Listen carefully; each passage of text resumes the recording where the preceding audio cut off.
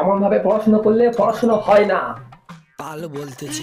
পড়াশোনা করতে গেলে বন্ধু বান্ধবী বয়ফ্রেন্ড গার্লফ্রেন্ড সব ছেড়ে ভালো করে শুধু পড়াশোনাটাই করতে হয়। समझा नहीं। আমি যেন পড়াশোনা করি না। अच्छा। আচ্ছা, বাবা মা এত কষ্ট কাদের জন্য করছে বল? তোদের জন্যই তো। অন্তত তাদের জন্য পড়াশোনা ভালো করে কর। ফোন দেখিস না, ফোন ফেলে দে। অন্তত এই কথাবার্তা ভালো করে পড়াশোনাটা কর, এখনো সময় আছে। নিজেকে তৈরি কর, না হলে 5 বছর পরে করতে হবে দাদা দিদি মা দাদা। বার বলতেছি, দেখে দেবো আমি কে। আর 5 জনের মতন যেন আমি। ঠিক আছে, আজকে দিনটা শুধু ফোনটা করে নিয়ে কাল থেকে পড়াশোনা শুরু।